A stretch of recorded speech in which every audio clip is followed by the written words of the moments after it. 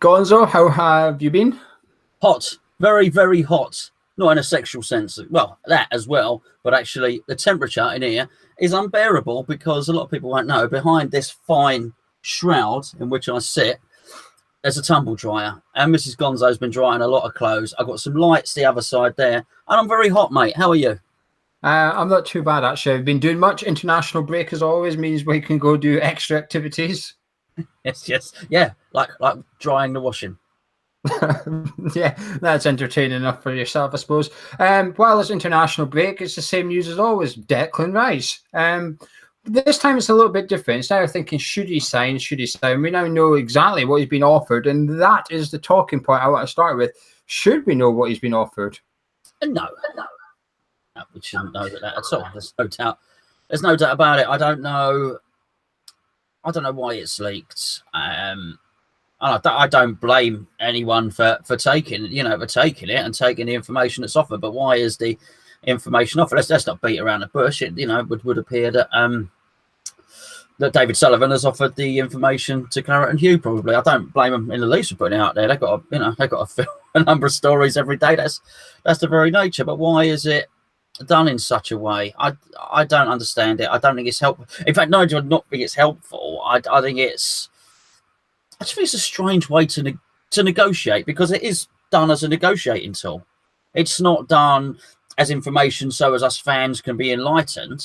That's not what's happening. It's not David Sullivan thinking, I'm going to let the fans know so as they've got peace of mind. That's not what it is. It's a shot across the bows to Declan Rice's agent, who Sullivan doesn't get on with. The pair of them do not get on with each other. I'm sure that's public knowledge. I'm pretty sure it is. They can't stand each other. So I think very much when these deals are put out there, it's a public declaration of the deal, and it's a puffing out of the chest to so as Sullivan can gesture to the fans, signal to the fans, look, I've made this offer, and that nasty agent is turning it down. So yeah, I don't think it should be. It should be leaked, though. I don't think Sullivan should be doing it, but he always does. He knows.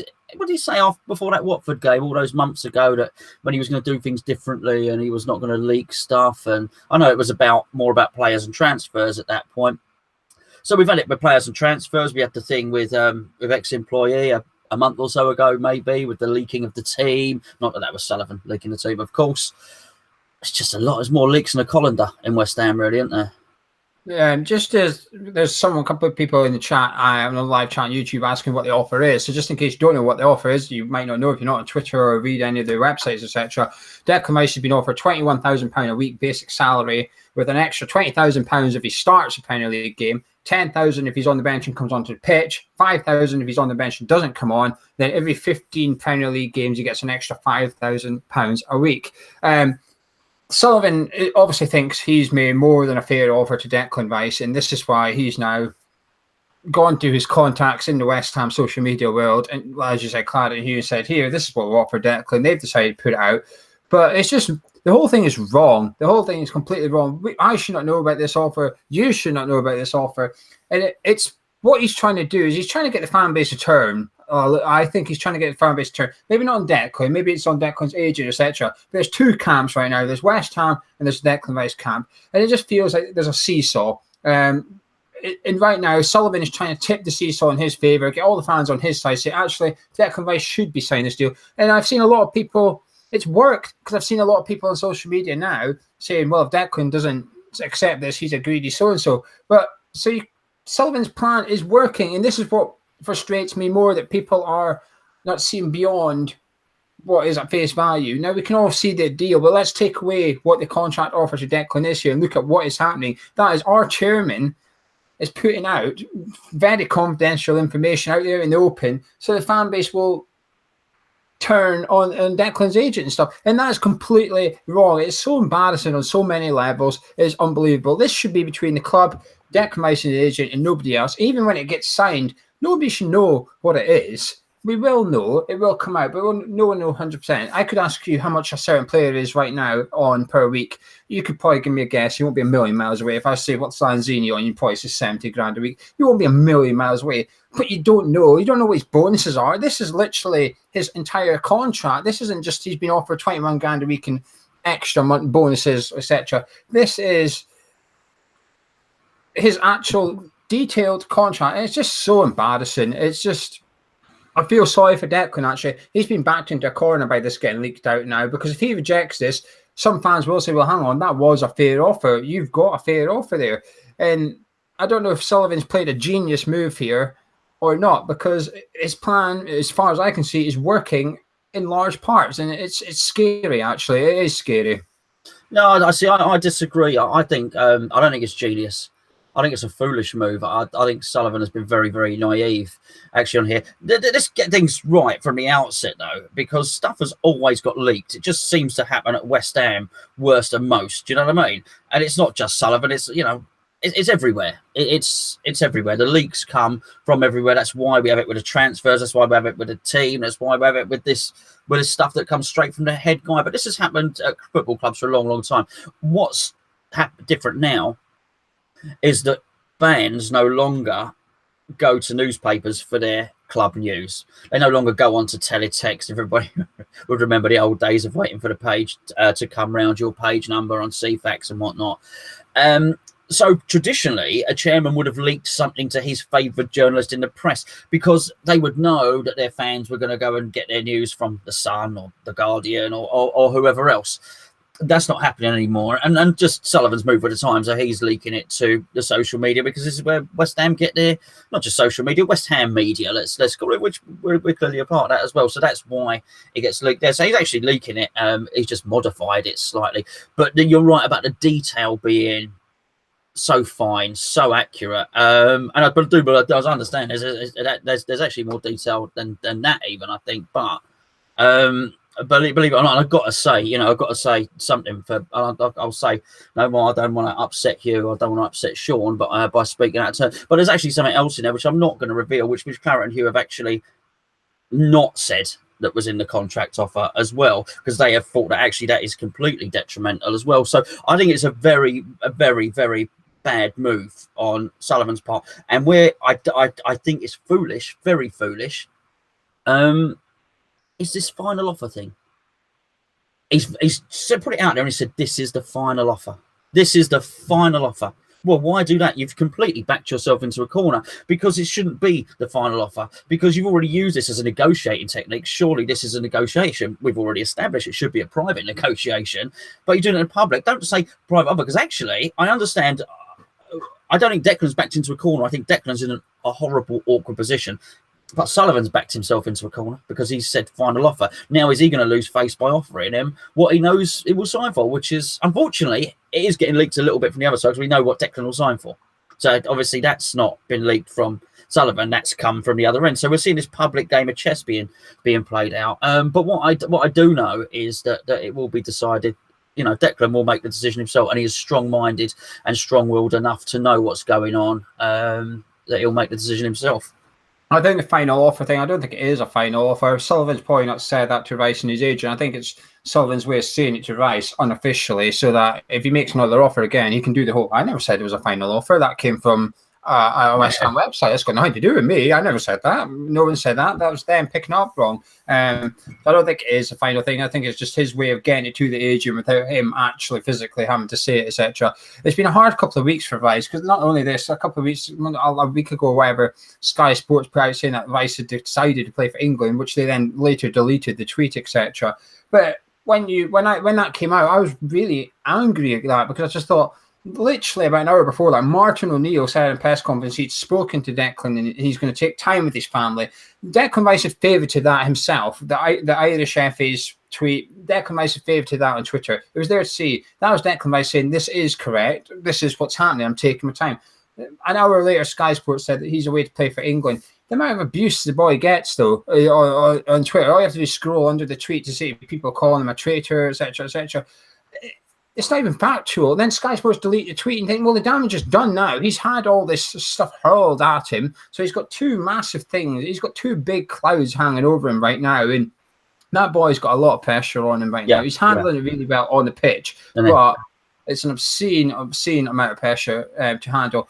What do you make of the contract? We all know what the contract offer is. Yeah, I'll accept it. I'll sign for that, because it's good for me. Even if I don't get on the bench, I'll take that sort of money. But no, the contract is the thing is, it's very static and it seems very black and white, but this is an organic process. It's almost that when Pellegrini started, I think Rice maybe started the first game. Have I got that right? Rice started the first game. Deal and got taken off at halftime. Absolutely. There we go. And then he wasn't in for the next game. So at that point, I think that contract offer that he's had now is a cracking offer.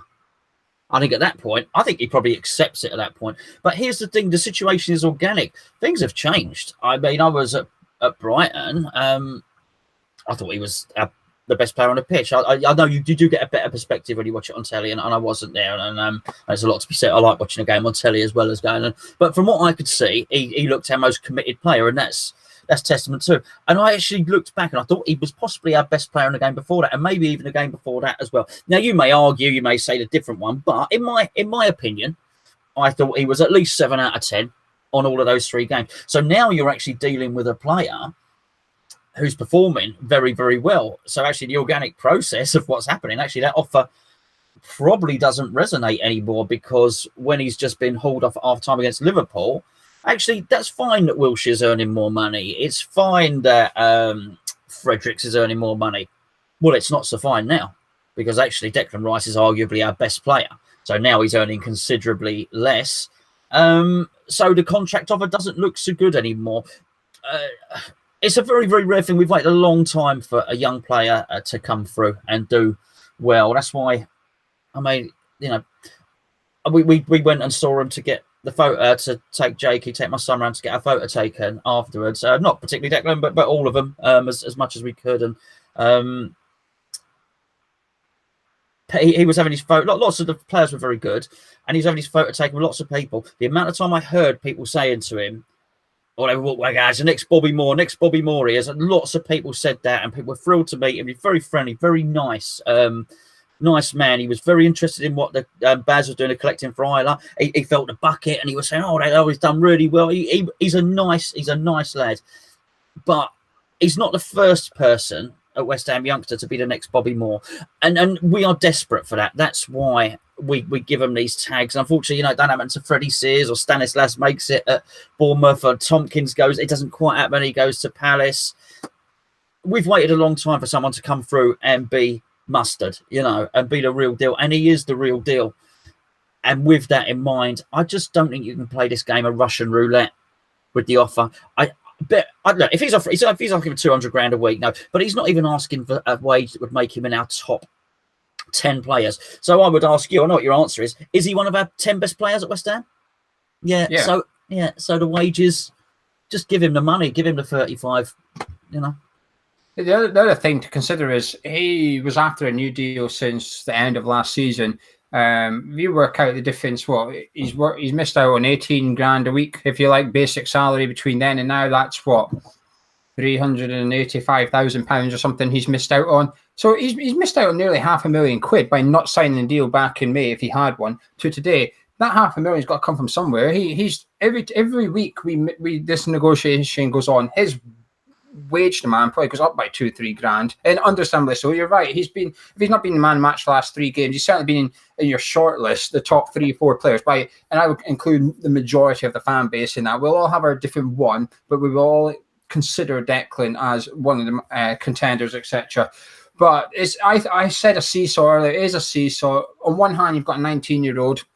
On the other hand, you've got a first-team player in the Premier League, and it's very difficult to get the balance of this. If he was 26 years old, he would get 60, 70 grand a week like that. There would be no hesitation at all. He's simply been strangled by his age, and he's been punished for the mistake we made with Vs Oxford. The club made a mistake with Vs Oxford. At the time, I'm not going to lie, I thought it was the right thing to do with Vs Oxford. Get the boy tied down, because he was the next big thing. But the thing is, you're always going to have to do this, even if it's Nathan Holland next or Nathan Trott, who we'll talk about later on. It doesn't matter. If we think someone is the next big thing, we've got to gamble with the wages, because it's 20, 30 grand a week. What is that? That is 2 youngsters. It's the same price as 1 Patrice Evra. You've got to take these gambles, because when it works, you're going to have a player with tens of millions of pounds on your hand. And if it doesn't work, you'll probably still be able to offload him for £500,000 or something to a lower league club, etc. There is no risk here for West Ham. It is risk-free. Actually, the only risk here is Declan not signing the bloody thing and getting that pissed off he wants to leave. that is the risk here. And the club are playing with fire here. They really are starting to play a little bit with fire, because every single week what Declan puts on a West Ham shirt and performs, he becomes a little bit more appealing. And this is the most strangest comparison you'll ever hear. But I was telling Gonzo the other day about how there's a thing called Football Index. It's basically you buy shares in players. And I said to Gonzo, when I made my account, first thing I did was I went and invested in Declan Rice. His share has doubled since I bought shares in Declan Rice, so that makes sense. There's a reason for that. The footballing world is starting to notice him now. Everybody that's into football knows about Declan Rice. He was a secret 18 months ago. He was a little bit heard of a year ago. He was quite well heard of 6 months ago. He's very well heard of now. Everyone in the league know about him, and it's in our hands. The ball's in our court. But I tell you what, the more Sullivan does stupid things like this, the more we push the bugger to the door. And I would not blame him if he's turned around and said, "You know what, I've had it."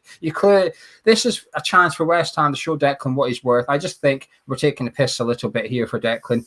But anyway, that's enough the Declan Rice situation, because we're going to have to speak about it again in future. Hopefully next time he will have signed the deal and be celebrating that. Another player's contract. I've got two more players' contracts to go through. The next one is Andy Carroll. The surprising news, perhaps, over the last week is Carroll himself has an option to trigger a 2-year extension of his contract. His contract's up in the summer, but Andy Carroll himself can apparently trigger a clause which gives himself an extra 2 years at West Ham United on his current deal. If that's not... lucky old Andy. Crikey. I didn't know that. I knew there was a 2-year option. I thought it was on the club side. No, apparently the news is that it's Andy Carroll that's got the option himself. If he wants to stay for another 2 years, he can. There's nothing we can do about it. Well, he'll want to stay for another 2 years. He lives in Essex. He's settled. He's got young children. And he earns a lot of money. Funny enough, twice what Declan Rice is asking for at least. So, yeah, I mean, why would he not? He's got to, because he's never going to get a contract anywhere near as good as that anywhere else. Did you see that True Geordie thing? With Nile Ranger. Yeah, when he was saying that Andy Carroll's like the worst footballer to look after himself, etc., etc. Yeah, he was a party animal and all the rest of it. And he said about the thing when he broke his leg, which obviously we all heard the rumor anyway. The injury's out for now. Crikey, that don't sound good. So yeah, it's in the news for the wrong reasons, isn't it? If it's true, it might not be true, but if this is true that Andy Carroll has his own 2-year option, it's just got to be one of the worst news possible for Pellegrini's plans. I mean, this is someone who is half fit, probably doesn't really fit the Pellegrini style. Although saying that, I'm not going to lie, against Brighton, I would have loved to have Andy Carroll on the bench. But he's on a lot of wages as well. So since he does that, 80 grand a week's gone for the next 2 years. I mean, how's the club meant to budget for the summer if they don't know if Carroll's staying or going? But you have to assume he will trigger that clause if it's true. Well, they're going to have to deal with it because they're the one that wrote up the contract. I mean, that's a ludicrous contract. If you just cast your mind back as well, and we talk about Sullivan, we'll always talk about Sullivan as the owner of the football club, but he wanted Wilfred Boney, if you remember. But Sam Allardyce said, no, I want Andy Carroll. We'd already had Andy Carroll on a year's loan, but then we made it permanent. So I think we had paid £2 million for a loan fee, and then we paid 17 million for the transfer. So it was a total of 19 million. But apparently, because the rumor was afterwards that he'd not had a proper medical. So that was the story at the time. Obviously, it seems a long time ago now. And you know what? In hindsight, maybe we were better off without Wilfred Boney. But at the time, I just wonder if, in light of the fact that it wasn't a proper medical, in light of his injury record, if on top of all that they have negotiated a contract stacked this heavily in a player's favour that harms West Ham that much, then again that's a hell of a criticism of whoever's done the contract negotiations. Yeah, a bit baffling anyway, and this is not good news. I mean, he's a good player on his day, but his injuries just getting worse and worse every single year. It seems he's gone from playing 15 games to playing 10 games, and it's got to the point now. I keep forgetting we've got him. To be honest with you, he appears now and again somewhere. Oh bloody hell, I forgot we had him. But but you can never plan for them. Every week you've got, okay, we've got Carroll for this game, have we gone for next? We'll find out soon. Whereas with the rest of the team, you can plan for the future. With Andy Carroll, you can't do that. We have to assume that this option thing is true. He will trigger it. Why wouldn't he? And it looks like he's going to be here beyond the summer. I thought this would be his last season. Maybe not. Another player's contract, though, is Zabaleta. It's been revealed that Pablo Zabaleta, if he plays 25 Premier League games, he gets an extra 1-year contract extension. While he's old, he deserves that 1-year contract extension, you'd have to say. I mean, would you be against it if he got it regardless of the 25-game thing? No, that would be great. That would be fine, and he would deserve it, and he would earn it. And it's chalk and cheese. I mean, what a sensible contract that is. You know, it's ratcheted in a way that if he plays 25 games would indicate he still have his fitness, he's still being chosen by the manager. So it makes sense to give him another year. That is complete polar opposites. That ridiculous contract we just heard about with Andy Carroll. You'd think different people have done the thing. Yeah. I mean, he's a real bit of a. He's almost taken Ginger's place in many respects. You know, he's not West Ham, but you know, in the same way, you know, Ginger's not a Cockney, although he's an adopted one, if you like. He's an Argentinian from Man City, but he gets it. I think he gets it. He understands the fans. He gets West Ham, and I really like him. And I don't think there's any disrespect to Ryan Fredericks. I think Fredericks will still play his fair share of games this season, and another year learning under somebody that good. He looks reinvigorated as well, overlapping and all the rest of it, getting to the byline and cutting it back.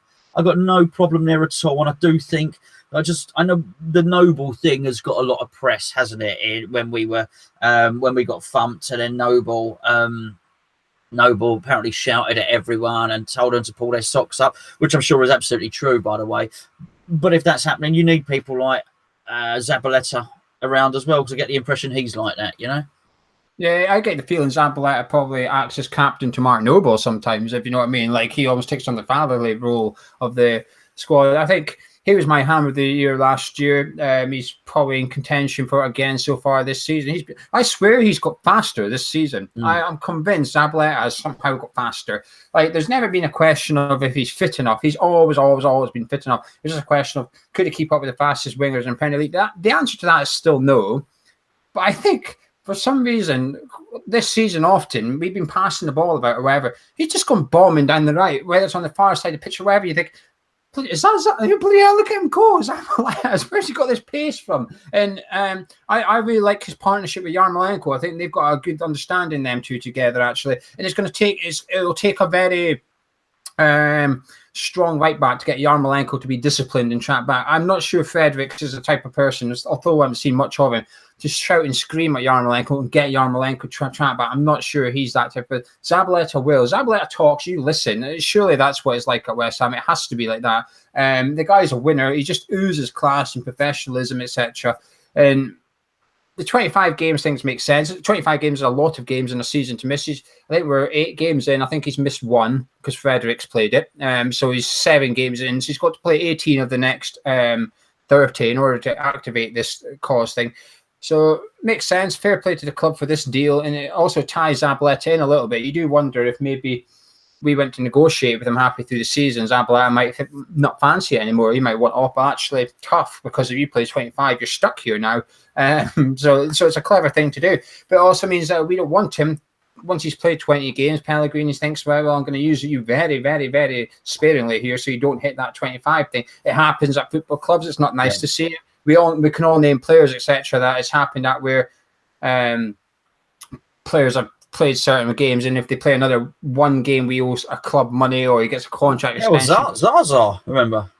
Yeah, prime example is Zaza, actually. I'm sure there was another one at West Ham, a keeper for some reason. I think if he played a game more, I don't know if it was Rob Green, his contract was running out or something. And I think if we played him so much more, we had to pay a club more money. So we just didn't play him anymore. It was like, well, you're leaving, so you're just going to have to sit on the bench. So we don't owe anyone any money.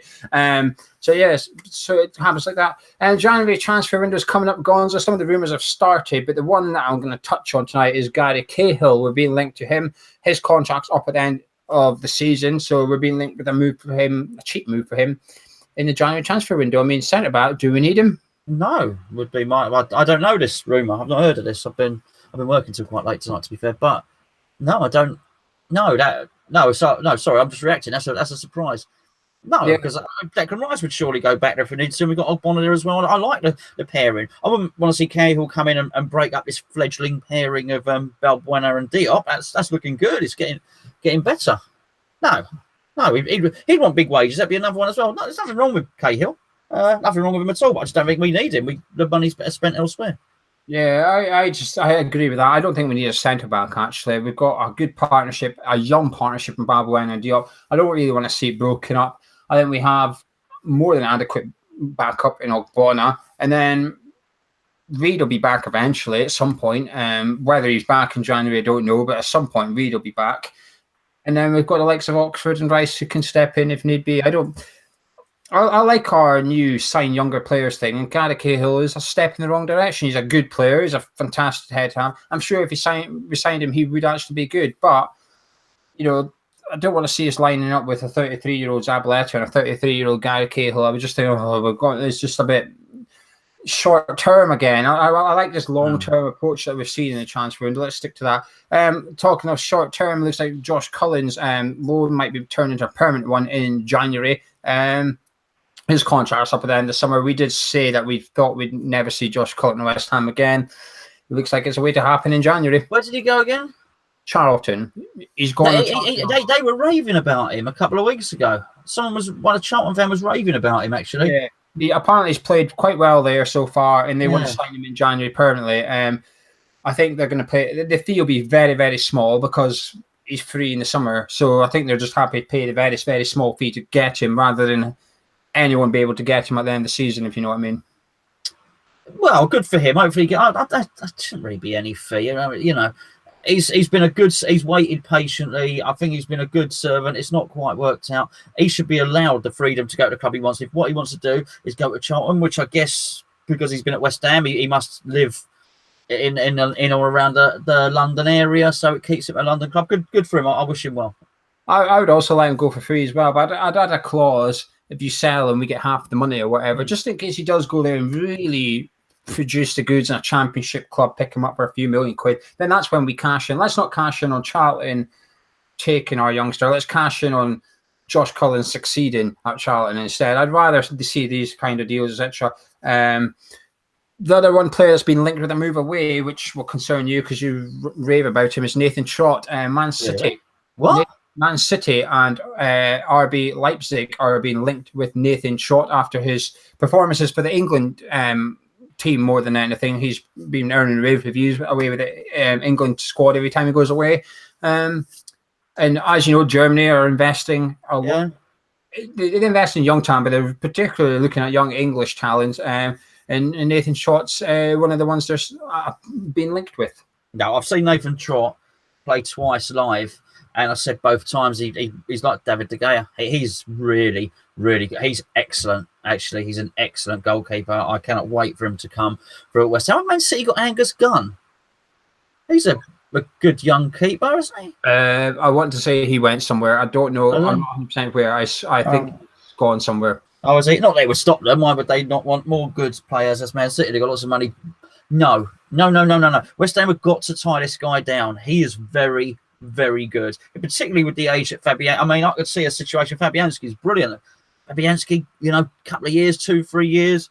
Nathan Trott comes on. Nathan Trott's on the bench all the time, and Nathan Trott becomes our goalkeeper. He's really good. He'll be biting. I'll tell you this now. He'll be biting us on the arse if we let him go. We'll be watching him at another club in 5-6 years' time, thinking, "Oh my goodness, how did we let that guy go from our academy?" It'd be like, like when John Terry came for our academy, didn't it? You watch him play with someone else, must actually happen to plenty of players, isn't it? But not good. Especially with Adrian's contract up at the end of the summer, and he's constantly throwing his toys at the pram and stuff. I've actually started to get a bit tired. He's a cult hero, Adrian. He's a crowd favourite, but it's a bit tiring. Every transfer window he's being linked back to Real Betis, etc. And I get that he's not happy not playing, and I like that attitude, but it just feels like there's a way to go through it. Every time he gets dropped, there just seems to be a convenient article in the paper following it about how he's maybe going to go back to Spain, and it just feels like every single time this happens, and it'll be one of those keepers I'll be sorry to see go, but at the same time, I'll be happy in a way. I'll just be like, right, okay. And Nathan Trott, when it comes round, it'll be time for Nathan Chalk perhaps to become our number 2 keeper, get that place on the bench every week, etc. And let's see what he can do. Guess where I went a couple of weeks ago? Not Loch Ness. No, I didn't go to. Despite you telling everyone I was away to Loch Ness, I was not at Loch Ness. No. Oh, was it the Spice Girls reunion gig? No, that was the week before. Oh right, okay, that was at Loch Ness, wasn't it? In the middle of the loch, they did it there. It was wonderful. Now, where did you go? I went to the restaurant. You went to that posh restaurant and spent lots of money. Yeah, well, I did. on a meal that was that big. Yeah, I went to the Ivy in Blackheath. It was very, very nice, actually. Thank you very much. Then went to Malmaison last weekend as well before taking Mrs. Gio up the Shard. Not a euphemism. I beg your pardon. Yeah, went up there for one drink, seen how much one drink cost, didn't stay for a second drink, went back down the Shard. Still not a euphemism. You should have taken her up the Gherkin. No. When we went home, I took her back up the Shard. Euphemism. But no, I went to the West Ham women's game, their first home game in the Women's Super League. I think their first win in Women's Super League. I'll tell you what, actually, we've seen them play quite often 2 or 3 years ago before the club took them over. This is the first time I've been to watch them play when Jack Sullivan and co have been involved. And the football has changed dramatically. It is actually quite good to watch.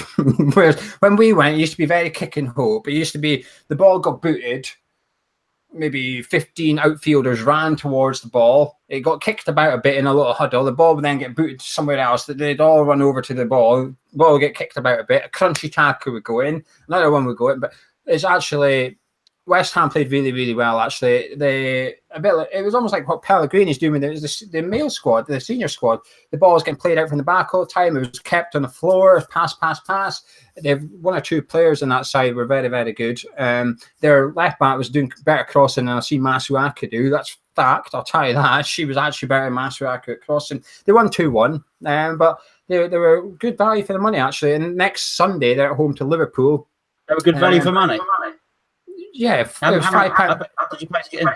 Yeah, it was £5 to get in because I'm a season ticket holder. So it was £5 to get in. It was all right for a fiver actually. There's quite a good turnout as well. It was at Rush Green. But yeah, it was good football.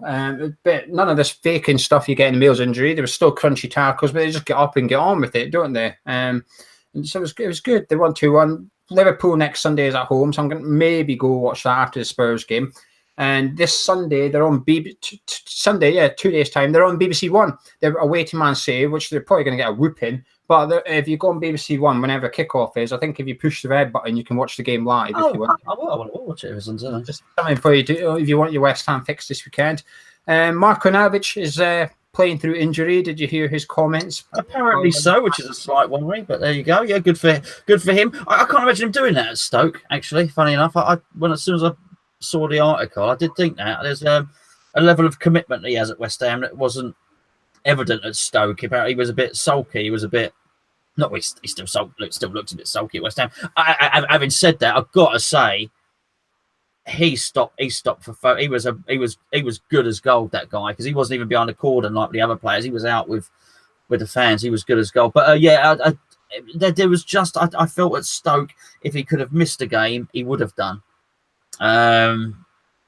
West Ham, there's a level of commitment to him. He seems fully behind the cause. He's only got to stay another year or two. I'd like him to stay longer, but I mean he'll go down as a bit of an icon, a bit of a West Ham icon. Milankovic, I like him. The only worry is how long he can do this, because he's playing for Austria tonight, and then Austria will have another game on Monday night. England's on right now, and they're playing on Monday, so Austria might be playing on Monday night again.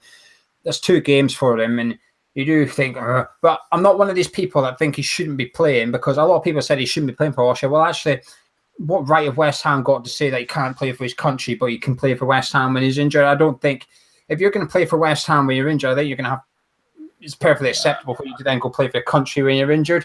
Marko, I know a lot of people frown on international football these days, and it's not held in high regard by the fans, but as a footballer, it should still be the pinnacle. International football, for me, as a footballer, should come above club football. That should be the highlight of your career, represent your country at World Cup, etc. It should be. I think I get the feeling that someone like Marko Navic probably does value playing for Austria, particularly when he's captain, etc.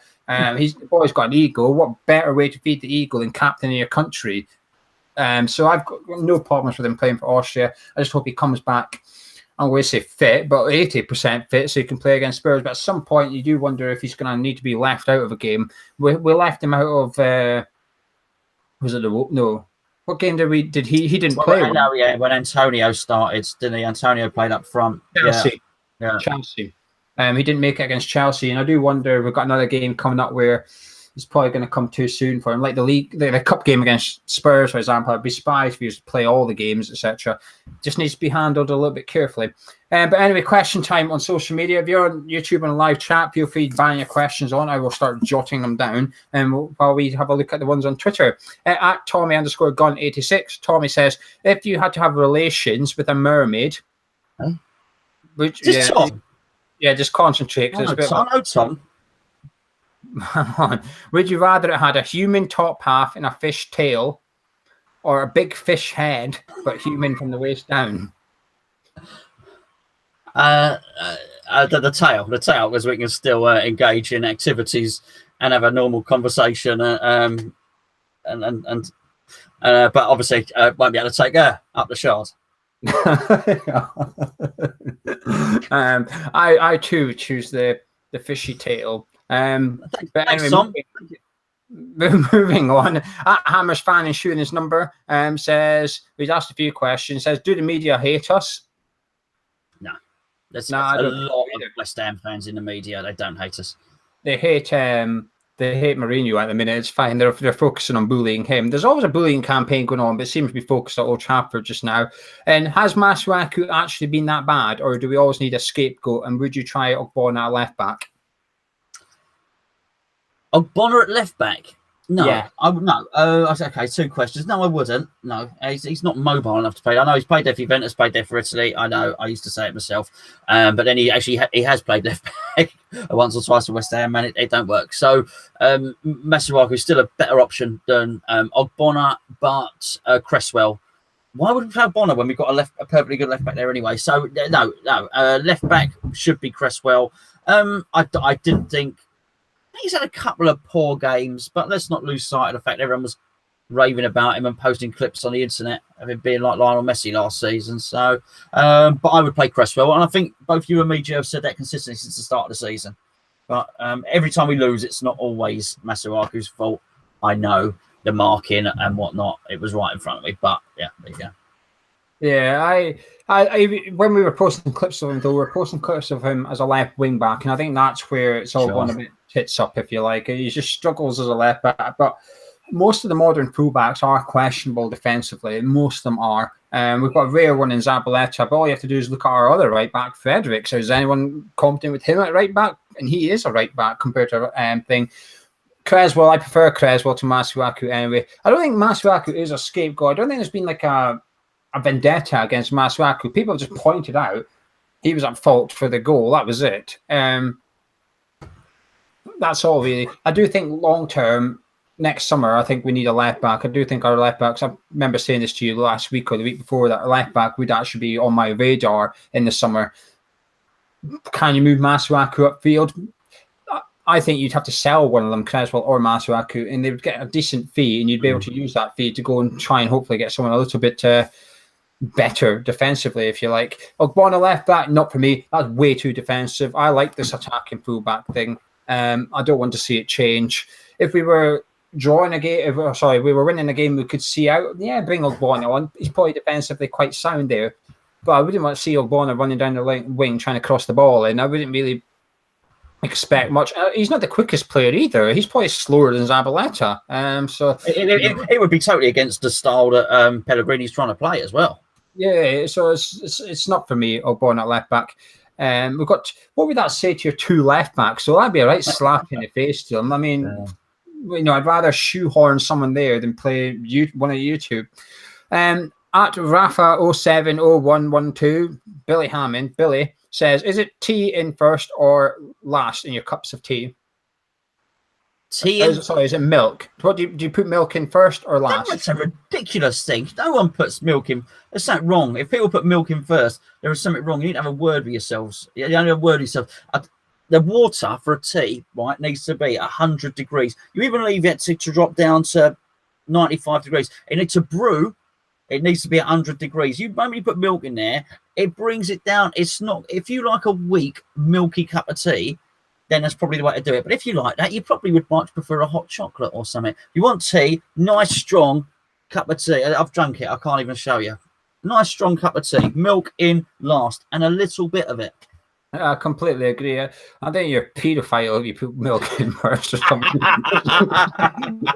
there's definitely something wrong if you put milk in first. It should be illegal to be honest. The old YouTube algorithms are just searching this. I'm thinking, alert, cancel. So if this doesn't go up live. Not on. At Bowling Badges, Steve says, would you like to see Payet come back? Hello, Steve. No, I'm all right, mate. Cheers, thank you.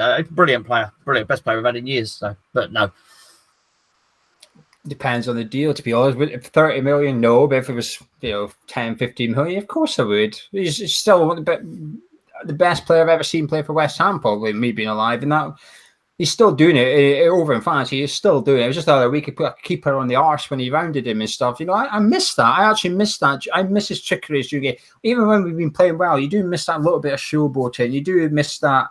He's a genius.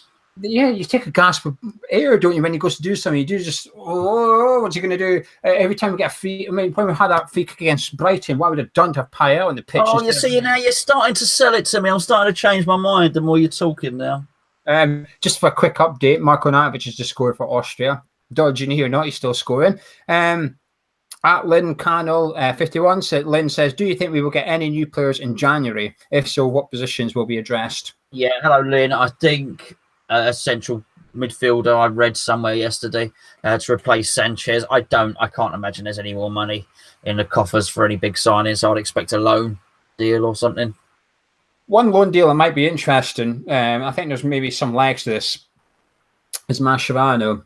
He joined Pellegrini over in China, and he fits the bill, doesn't he? While he's expensive wage-wise, he's transfer fee-wise, he wouldn't be anything to get him on loan. Pellegrini also knows him. He can play defensive midfielder or centre-back. Risk-free. I mean, would you be adverse to Mascherano, or is that another one of those just old people, just leave it alone type things? I think the one thing that if we're going to do anything in central midfield, it would need to be legs. I don't think he provides that. I would like to see almost an out-and-out athlete in there, and he's just not that. I think the wily old fox. I think we've got some wily old. I think Noble can do the wily old fox. I think Zabaleta's the wily old fox. I think Rice, in many respects, is wise beyond his years in his positioning. Wilshere, when he's there, he's technically. I just think we need someone dynamic to come in. So if that was the case, it wouldn't be Mascherano. Wouldn't be there. I think we got that covered. If it was on loan, I would snap him up. One thing we do under Pellegrini now is recycle the ball, and he's just class at it. He really is. I don't think he needs to be athletic, providing Declan Rice is in the team and he can do the running for him. But could you imagine like a midfield three of like Noble, Rice, and Mascherano? We would not lose the ball in that midfield three. The ball would. They'd all come out with passing success rates of 88% and above, etc. The triangle in there would be superb to watch. I get what you're saying. It sounds boring. I've got to say to you, that sounds boring. That three. I want someone that's going to thrust and go at them. I mean, two of them in there. Yeah, I just give me Rice and Noble. That's fine. I want the other one to have a right old go. No, because when you give the excitement happens when you give the ball out to Yarmolenko or Natovic or Lanzini, Anderson, your fullbacks, that's when the excitement happens. They're the three that are there to get the ball from left to right and front to back. That's what they're doing. They're just linking the play up. It's the ones around it are your playmakers. That's why before it. At Claret Big Blue says, PG tips or Tetley? Yorkshire tea. Yorkshire tea. You're not from Yorkshire. Yeah, that's not true, lads. I can't if you want the two. I've seen you eat chips and you did not have gravy on them, so you're not from Yorkshire. Well, anyway, the Yorkshire tea, the golden one, the golden Yorkshire tea. There is one at PG Tips, and I would go for PG above Tetley, by the way.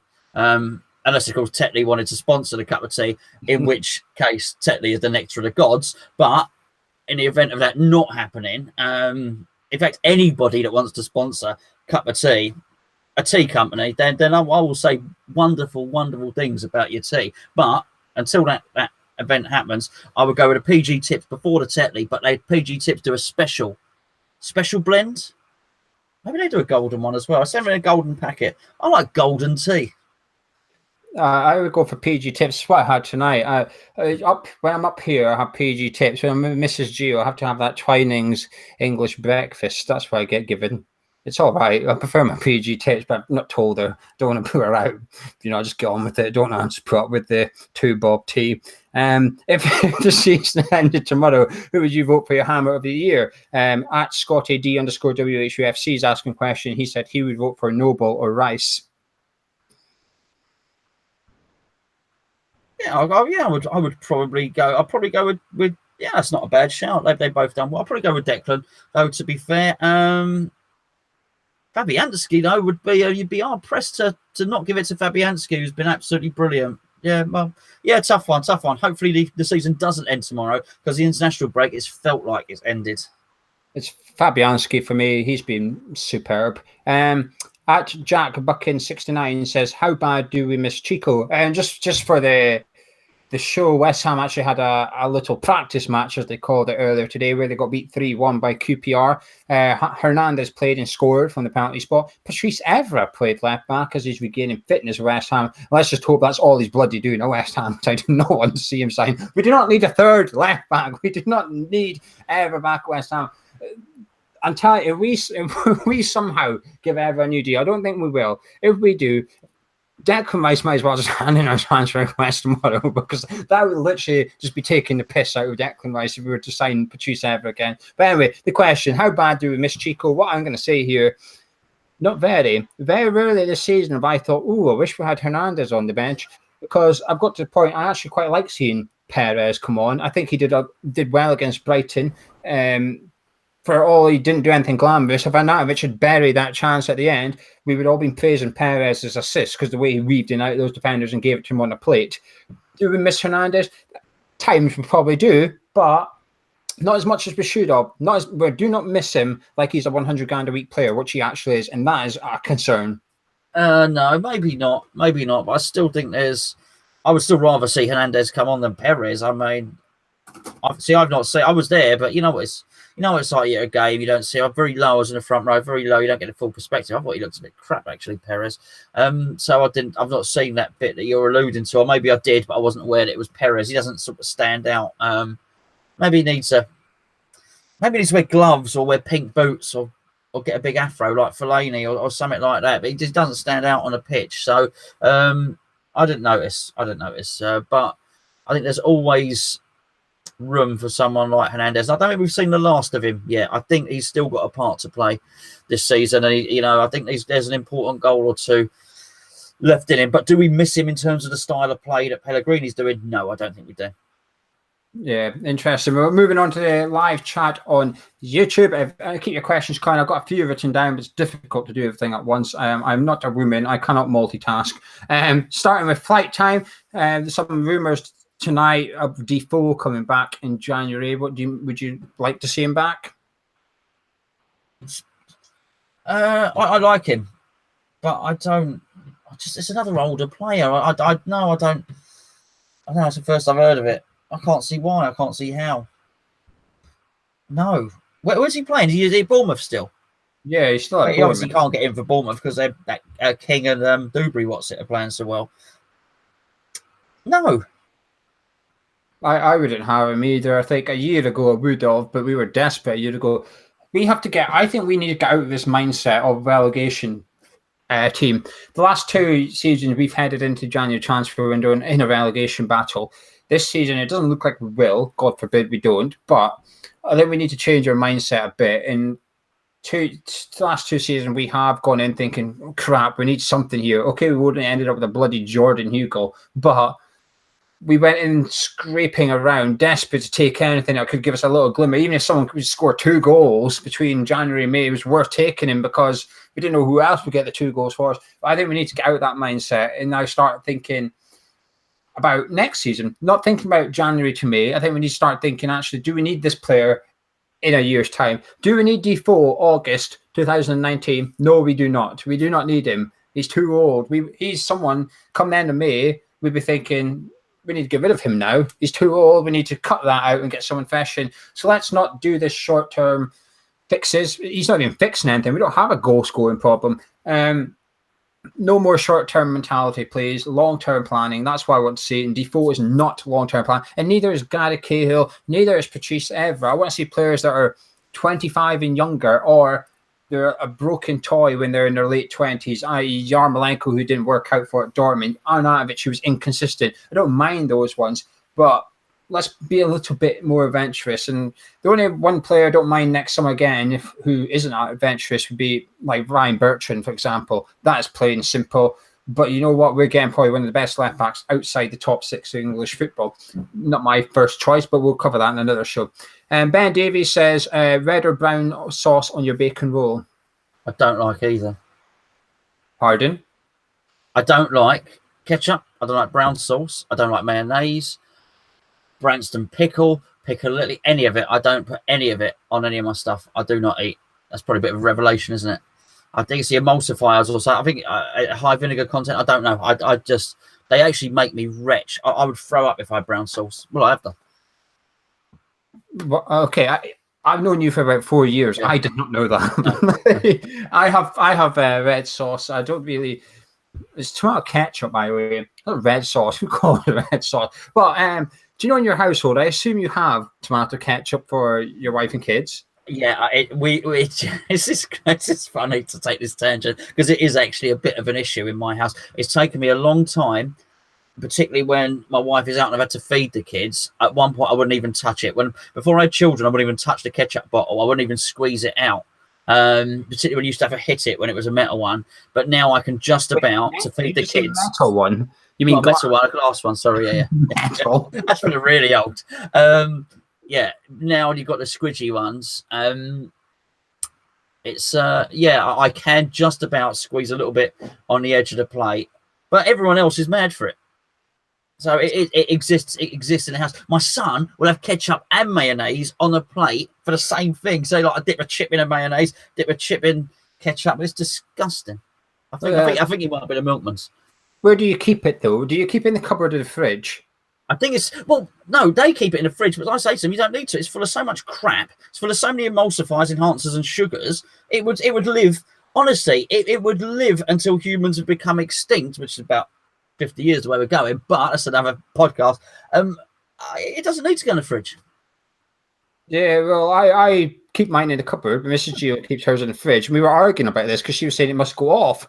So next time we went somewhere, we went to a restaurant and there was tomato ketchup. I said, that's not been in the fridge overnight, but you're sitting putting on your food, aren't you? She's there, squidging away the tomato sauce. And I just thought, well, bit of a contradiction on it, isn't it? But I've always kept it in the cupboard, but that's because that's where my parents and grandparents kept it. So you just get used to it. It's normal for me. But it's full of preservatives, and preservatives preserve. Yeah, so does sugar. So there you go. This is a really weird show. Everyone's going to be telling us down below that you're a weirdo for not having sauce. Which you are. Bring it on. I don't care if a weirdo's suggesting there's milk that goes before the tea bag in a cup of tea. So there's a lot of weirdos watching the show and hosting the show. And by the way, you still get places that have those bloody glass bottles for tomato ketchup. Nando's does. That's it. Because I always say we went there not long ago, and I was standing there for ages like. So I'm there with a knife, getting the bloody thing out, saying to her, like, how much waste must this be? Because when it gets a 20% left, they must just bin it because no one can get the bloody thing out. It's a waste. It's a waste. I'll tell you what, there's no way to behave in the Ivy. No, there was no tomato ketchup. Well, actually, Mrs. Gio asked for it and they brought out in a little pot for her. So there's no. I was going to say, you got that much ketchup. There's a little pot because I have my side of chips. We had the lamb, so obviously that doesn't come with chips. I was like, can I have a side of chips, please? Lamb. So you've really did what is the favourite meat? Lamb is a special. I like them all. I have urges, and when we went there, I know you like a bit of pork, don't you? For God's sake. When no, I do not. I am Muslim.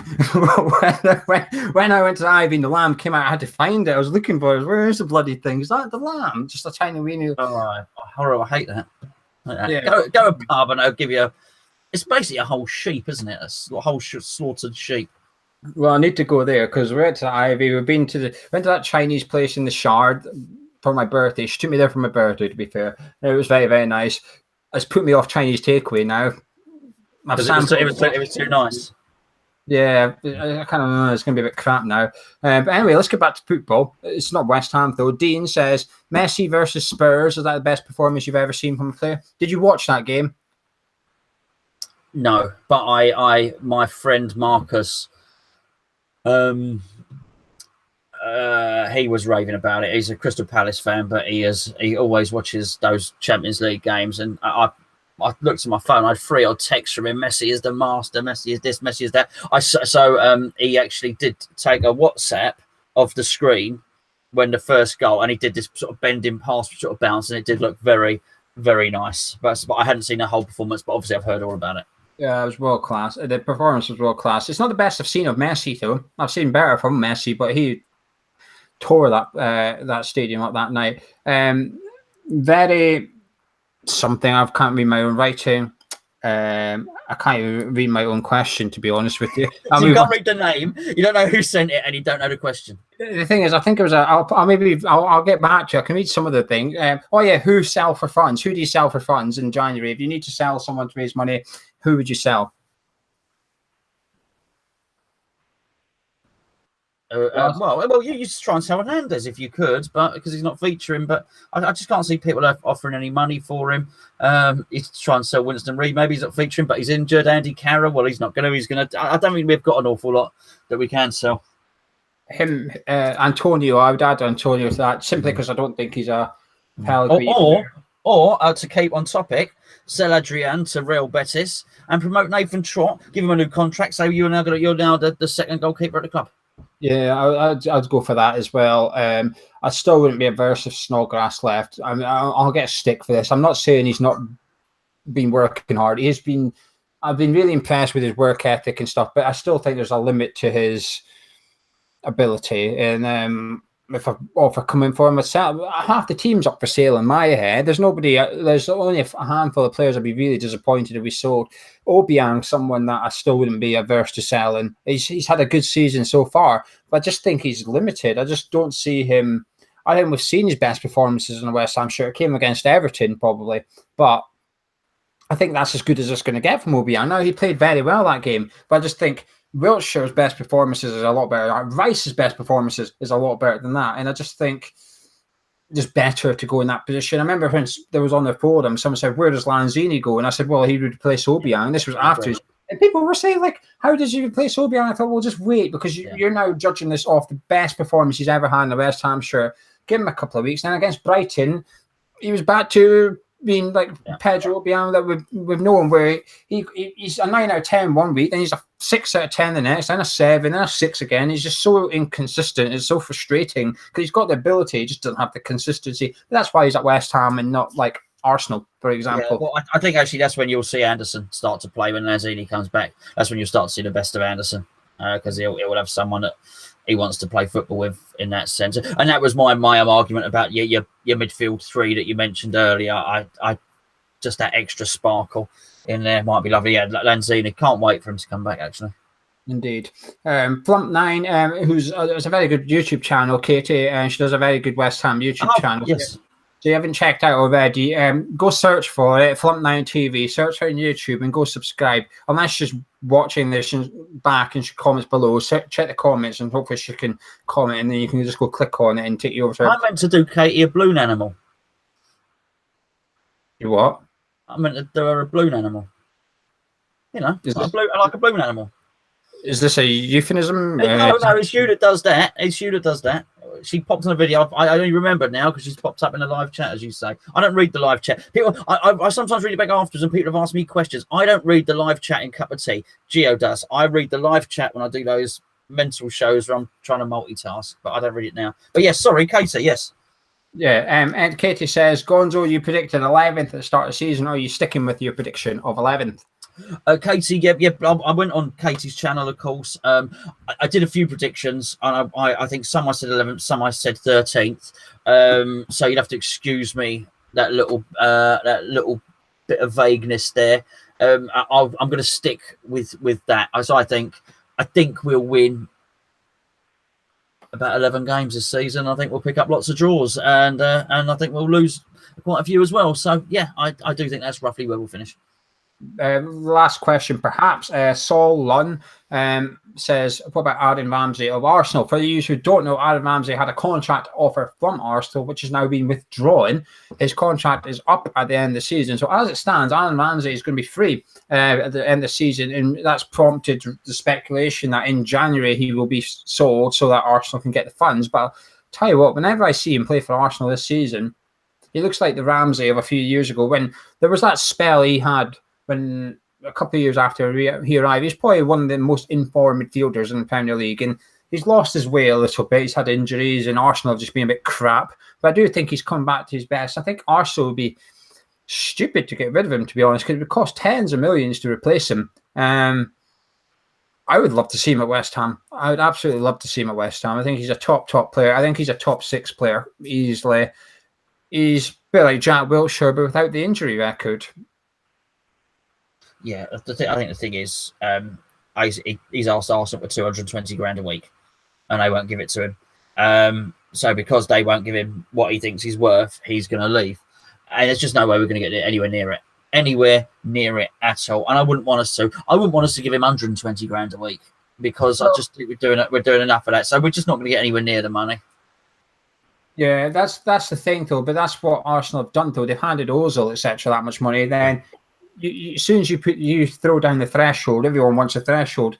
That's always been my concern a little bit at West Ham a year ago when we started chucking money at like Hernandez and Anderson, etc. It's like, well, eventually Lanzini, etc. are all going to say, well, I want that much money now, and it will come. It will come. The transition between trying to get into the top 8 club, if you like, from being a Premier League club, is dangerous. It's very, very risky. It's very hard to handle. I mean, we're struggling to keep the balance with a 19-year-old kid, for example. When it comes to contract renewals for someone who is like Lanzini, it's going to be even more difficult because he's going to want the top wage at the club. And as soon as he gets it, Anderson's going to want it. And as soon as he gets it, it won't be far. In a couple of years' time, Diop's going to be saying, I'll have that as well, please. And then our first 11 is all going to be on 100 grand a week, etc. And that's a scary thought to be at West Ham. It's a very, very expensive game we're entering here. But yeah, so anyway, Gonzo, is there anything else you would like to chat about? I think we've covered everything. We've covered players' contracts, a little bit about transfers, bits and pieces around West Ham. Ketchup and tea bags.